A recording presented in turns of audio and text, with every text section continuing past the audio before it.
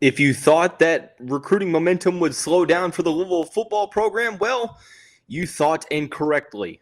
On this episode of the show, we will preview the big time upcoming recruiting weekend for the Louisville Cardinals. Stay tuned. You are Locked On Louisville, your daily podcast on the Louisville Cardinals. Part of the Locked On Podcast Network, your team every day. Hey, what's going on, everyone? Welcome into another episode of the Locked On Louisville podcast. I'm your host, Dalton Pence. I serve as a credential media member for Cardinal Sports Zone. I also do some PA announcing work for the university and various sports. I want to take this time to personally thank you all for making us your first listen of the day. And just a reminder, the Locked On Louisville podcast is free on all streaming services 5 days a week. Your team every day. As I alluded to in the cold opener, we will be previewing the 502 BBQ, which is the next big time recruiting weekend for the Louisville football program. Various highly rated prospects across the 2023, 24, and 25 recruiting cycles, respectively, will be in attendance in the Derby City this weekend. We will then transition into the basketball side of things, where we will discuss highly rated 4-star, soon-to-be 5-star 2023 point guard A.J. Johnson, seemingly cutting his list. The Cardinals are a team that he is focusing on going into the fall. And then finally, we will kind of go back to football, where tight end Christian Pedersen announced that he was entering the transfer portal. We will discuss what that means for the Louisville Cardinals, especially at the tight end position, coming up here in the final segment of the show, beginning with the big time recruiting weekend that is set to happen over the next couple days, being called the 502 BBQ. A good amount of highly rated prospects will be in attendance, and it seems like this was one of those events to where, maybe it wasn't like the January official visits or unofficial visits, or the middle of June official visits. A lot of these are going to be, I'm pretty sure these are unofficials for these prospects, especially for the 2024 and 2025 prospects. But there's a lot of big name guys on campus, especially in the 2023 class. Pierce Clarkson is back in the Derby City. You have some of his teammates, Jaleel McClain, DeAndre Moore Jr., Aaron Williams, Luke Burgess will be in town. 3-star quarterback commit Raekwon Adkins will be in town. And it was announced recently that Reuben Owens, the number 1 running back in the country, also will be in attendance. So take that for what it's worth. We'll kind of look at the 2023 guys that are coming in that are not committed. There's a handful of them. We discussed on yesterday's episode of the show, 5-star edge rusher Mateo Uagalole. You also have 4-star linebackers Leviticus Sua and Stanquan Clark, big time prospects that the Cardinals are looking to try to have solid weekends with, in turn hoping to get some official visits scheduled afterwards. Outside of that, Adam Moore, I think a 3-star tight end from the Miami, Florida area, will be in attendance as well. He plays at Miami Northwestern High School, ranked inside of the top 700, has multiple Power 5 offers. He's a player that I would expect Louisville to try to get involved with. 6'2", 220 pounds. Obviously, another standout from the Sunshine State, and a player from the nation's capital. I think it's Joseph Mapoyi. I could be saying that completely wrong, but he's also in the top 700, 3-star edge rusher, 6'5", 210 pounds, has a lot of big-time offers. Penn State, Miami, Michigan, Mississippi, the list goes on. I don't know that he currently holds an offer from Louisville. He might, but ultimately a huge prospect that will be in the or will be in attendance for the 502 BBQ. So in terms of the guys that are not committed in the 23 class, it goes without saying, having a good nucleus of committed players on campus once again. Number one, it does two things. Number one, it helps them strengthen their relationship, because one of the big themes for this Louisville football recruiting class, for those on the outside looking in that are not fans of the program or anything like that, it's been about, okay, when are these guys going to decommit? When are they going to flip? Especially Reuben Owens. I mean, there was a segment ran on Reuben Owens to where it was predicting Reuben Owens to flip to Georgia. And the rationale was that the Bulldogs didn't have a highly rated running back committed. There was no inside info. It was just pure speculation. But the headline was that there was some traction of him flipping to Georgia, although there was no inside info. So it goes a long way of getting these players back, paying on their own dimes to come to Louisville. So it's huge to, have these guys back on campus, especially together, being able to strengthen their relationships, but also to be able to help recruit some of these other guys, not only the 23 guys, but the 24 guys as well. Obviously, there is the St. John Bosco connection, where multiple of the commitments will be in town, and then you have a 23 guy that's uncommitted in 5-star defensive end Mateo Uaga-Lele, two 4-star linebackers, Stanquan Clark, Leviticus Suo, that we mentioned yesterday. So that's something to take a look at. Go back to yesterday's show, and I kind of broke down what both of those players could bring to the table. Adam Moore, a 3-star tight end, Jamar Johnson is committed, but we'll mention at the end of this show when we talk about Christian Pedersen transferring. You're still looking to add some guys to that position, considering that they do play multiple tight ends, and then edge rusher and Joseph Mapoyi, who is obviously going to, Louisville is looking to add multiple edge rushers to this class. So a solid slate of 23 guys in, but it seems like a lot of the traction in terms of social media is the amount of 2024 guys that will be on campus, highly rated. The news kind of came out with the high-rated St. John Bosco prospects, 5-star safety who's ranked the 25th best player in the 24 class, Peyton Woodyard. Also, you have Kingston Viliamu Asa, who is a high 4-star guy ranked inside the top 100. So two St. John Bosco players that, might not necessarily be in Pierce Clarkson's class, but being able to come to visit the program, that's big for them. You also have another top 100 guy in Marcellus Williams, who is from St. John Bosco as well. So 3 St. John Bosco prospects, all inside of the top 100, which is incredible, the fact that they have all these players inside of the top 100. You've got some local guys that are going to be into the mix. There's an offensive tackle from Indiana named Ransom McDermott, who is a high 3-star guy, top 400 prospect, a big-time 6'7", a 270-pound offensive lineman. JT Haskins from Bryan Station in Lexington. He's a legacy guy, been to campus multiple times. He's in the top 500. You have 4-star running back Isaac Brown, who's in the top 200. 4-star defensive end Jalen Harvey, who's in the top 220. So a lot of guys that will be, and then there's 4-star Dylan Stevenson, who's in the top 50. Edge rusher from Killian High School, which is the program that Stanquan Clark just transferred from. I forget where he ended up going to. I think it might have been Miami Central High School. I could be completely wrong.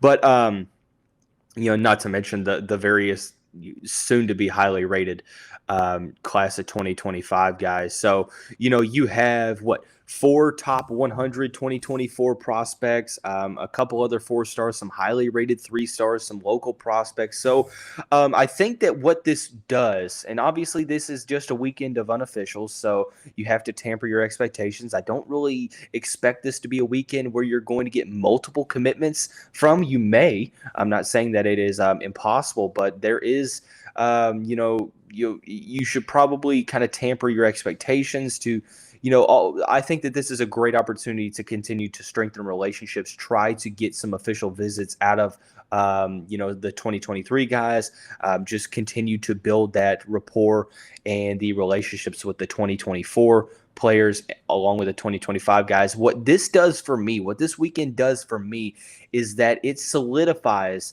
the hunch that I had that the recruiting momentum for this Louisville football program was not going to be an outlier for a season. It wasn't just going to be good in the 2023 class because Pierce Clarkson was in the class, and then it goes back to kind of the norm.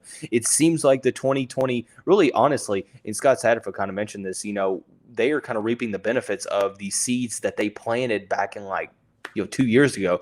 Flyville 21 was a highly rated class. 2022 by commit, average rating per commit was the highest that has been in quite some time. 2023 is now looking like possibly the best recruiting class in program history rating wise. And then we're continuing to, see this recruiting momentum, continue to, grow. There's been some top 100 prospects that have been on campus already from the 2024 class. And it's great to get these guys on campus now, because then you're looking to the fall and trying to get them on campus in the fall as well. So then when, it seems like more and more, class of 2024 guys are starting to commit to programs. So it's never too early to try to lay the groundwork. So when these top programs start to try to, come in late and get these prospects, you have a chance to have built a solid relationship to try to get these guys to commit to your program. So ultimately what this does for me is that it confirms that the recruiting momentum, it's not stopping in the 2023 class. Flyville is only, just scratching the surface of what it can be. And I'm so excited to see how this weekend goes for the football program. So, with that being said, we'll kind of switch gears a little bit. Before we end the season with football, we will go to the basketball side of things. Highly rated 2023 point guard prospect A.J. Johnson has narrowed his focus on a handful of schools. The Cardinals are in that list. We will discuss what that means and what he could possibly bring to the table for this program here in just a second, after we talk about our friends over at BetOnline. BetOnline.net is the fastest and easiest way to check in on all your betting needs. Find all of your favorite sports and events at the #1 online source for odds, lines, and games. Find reviews and news of every league, including Major League Baseball, NFL, NBA, NHL, combat sports, esports, and even golf. BetOnline continues to be the top online resource for all of your sports wagering information, from live in-game betting, scores, and podcasts. They have you covered. Head to BetOnline today or use your mobile device to learn more about the action happening today. BetOnline, where the game starts. Moving right along into the second segment, A.J. Johnson, highly rated 4-star prospect in the 2023 class, has seemingly narrowed his list to 8 programs in the G League, according to 24/7's Eric Bossy. Those schools, I'll read them from the way they're presented in the article. Arizona State, Gonzaga, Kansas, Louisville, LSU, NC State, Texas, USC, along with the G League. This is a prospect that has possibly risen more than most in the 2023 class. Now just outside of the top 40, he's rated as the 35th best prospect according to 24/7 Sports, the 5th best point guard, the 9th best in the state of California. Bossy claims that when the rankings update, he's likely to be a 5-star, and he's going to rise very, very solidly after a solid summer. He's grown a couple inches. He's starting to really He's really starting to refine his offensive skill set as a true scorer. One of the best pure scorers in this class, I must mention, is the brother of current NBA soon-to-be phenom Jalen Green. If you remember, went up through the G League ranks, so that would make sense as to why Johnson is considering the G League as well. For those who don't know me, know that I am a huge Houston Rockets fan. So when I found out that AJ Johnson, I apologize, was the little brother of Jalen Green, my initial reaction was, oh, we have to get this guy. He has to be a Louisville Cardinal, because when I went and watched his film, he literally reminds me of Jalen Green. Some of the tendencies, the ball handling is there. The ability to create his own shot off the dribble. He's kind of has a similar frame to Jalen that Jalen had, at this point in his high school career, kind of, needs to add a little bit more weight. We saw that in his first year with the Houston Rockets this past year, is that the skill set is there. Is just about kind of adding the weight. AJ Johnson, I think at the next level, collegiate wise, or in the G League, he's going to need to add some more muscle, need to add to his frame so that he's able to, get to the rack easily. I think that he does a good job of creating his own shot in all facets of the half-court game. Behind the arc, near the mid-range, attacks the rim very well. Just overall, I think his game is going to play off of his shooting. He's very, very good in terms of three-point shooting, perimeter shooting, the main strength there. But overall, being 6'5", 160, he's got the size. Jalen is about 6'6", maybe even 6'7", is what I've heard from some people down in Houston. AJ being 6'5", if he's able to add to that frame, I think that this is a huge possible commit or recruitment for the Louisville Cardinals. He had this to say about the Cards. Their coaches keep it 100 and tell the truth, and I have a pretty good relationship with them. I like stuff like that. That's kind of the vibes that we've been getting from Kenny Payne, Nolan Smith, Danny Manning, Josh Jamison, is the fact that this is a coaching staff that tells you how it is, doesn't sugarcoat things, isn't going to make you false promises, is going to lay it all out there. If you like it, you like it. If you don't, you don't. But there has been talks that Johnson could possibly be in attendance for Louisville Live in September, or visiting some point, in that time frame. If that is the case, that is a huge possibility for the University of Louisville. Just to get him on campus. Right now, he's got visits set for USC the first weekend in September, Texas the weekend after that, LSU the weekend after that. With the possibility of going to Louisville Live, that's big. But in terms of a decision,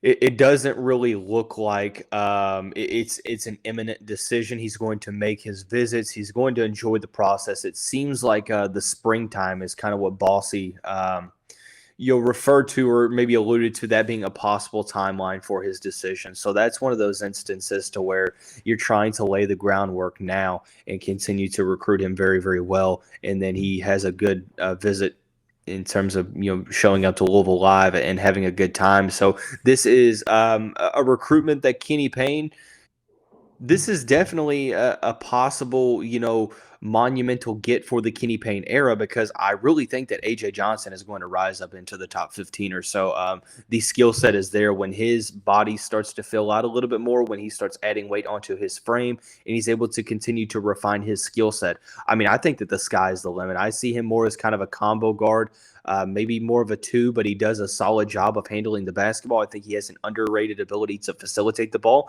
Everyone talks about his scoring, and rightfully so, but there's also, some flashes of being a solid facilitator as well, and being able to lead the offense. Defensively speaking, stays engaged on that side of the court, and has the length to disrupt passing lanes, and solid lateral movement to be a nice on-ball defender. So a huge possibility for the Cardinals here in this recruitment. This is a possible recruitment that can kind of set the tone for the early stages of the Kenny Payne era here at the University of Louisville, especially for, possibly, his first legitimate class outside of the class of 2022. So moving right on along, we're going to end the show back on football.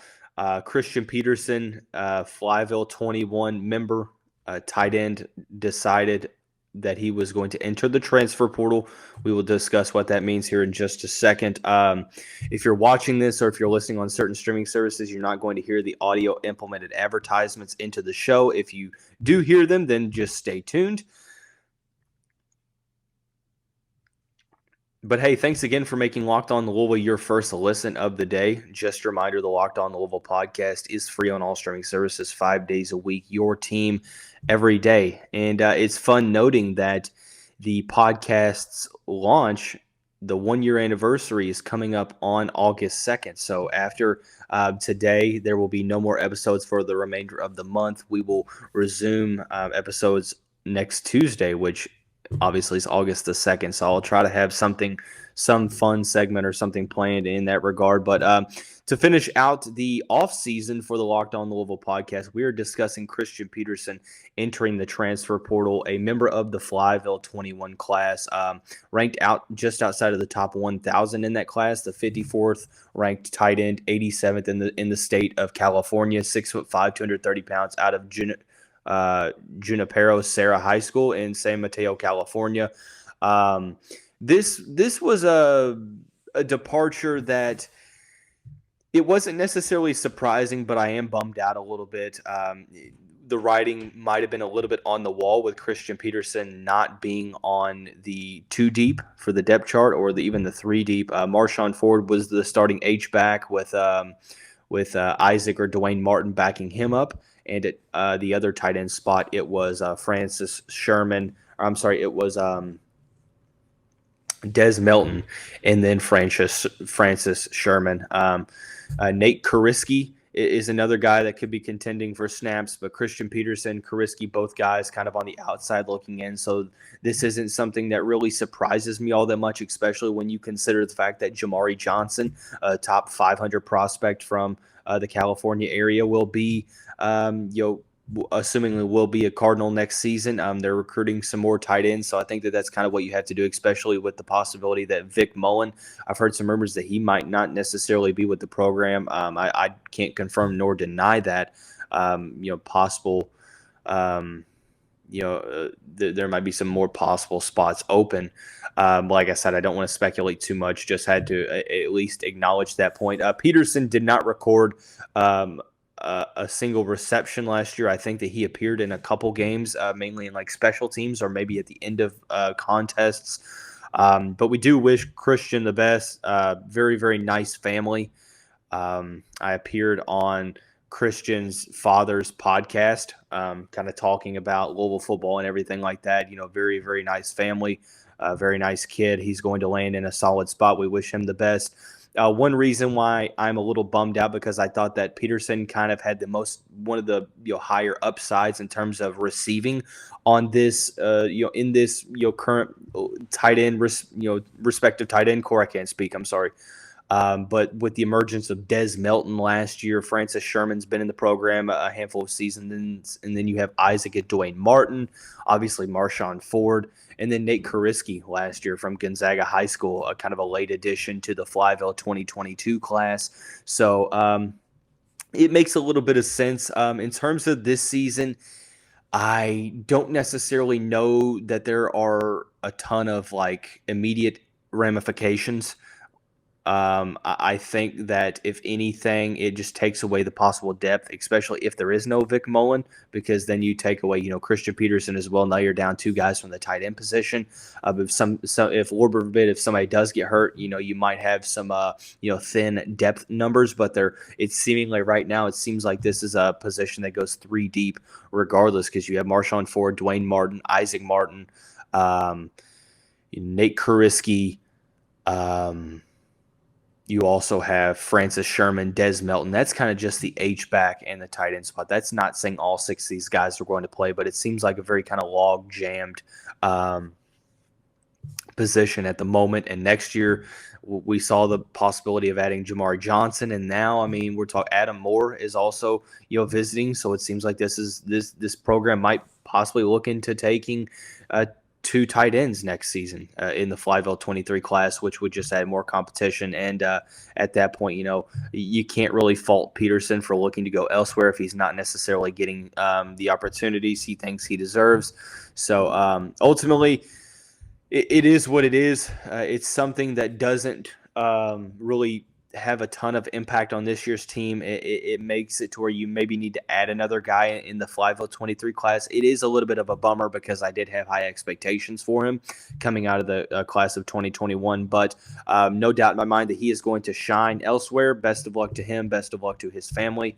Wish him the best. And both parties will be fine moving forward. So like I mentioned, the end of the month, there will be no more content for the next couple of days. I know that there's not many days remaining in the month of July. It's been kind of a kind of a up and down past couple months health wise for me. I'm sorry for kind of log jamming these episodes toward the end of both months. But we will be back on normal schedule for the month of August. You know, as we kind of gear toward the football season in the first weekend of September. Before we get out of here, I want to give a shout out to the Locked On ACC podcast. With the season upcoming, there's no better way to find out about all of the conference news than listening to or watching the Locked On ACC podcast on all streaming services, including YouTube. Host Candace Cooper does a great job and has a great pulse on the conference as a whole. Check out all of the other Locked On ACC shows. There's been a couple hosts that have done crossover podcasts with me, like JJ Jackson from Locked On Blue Devils, Nick Faribault from Locked On Pitt, Keaton Gibbs from Locked On Wolfpack, so on and so forth. So I'm very, very excited for the upcoming season. It's been a great first year of the show. So excited. Hopefully we get some more recruiting news to talk about in the first week of August. Obviously, if you have any type of content ideas or guest recommendations or anything like that, feel free to hit me up in the Twitter handle below. My DMs are open to everyone. The Locked On Louisville Twitter page is at @LO_Louisville. Thanks again for everyone that is subscribing, listening, sharing, rating the podcast on whatever service that they are using. But as far as this week goes, this is going to wrap up this month of the Locked On Louisville podcast. We'll see you right back here next Tuesday.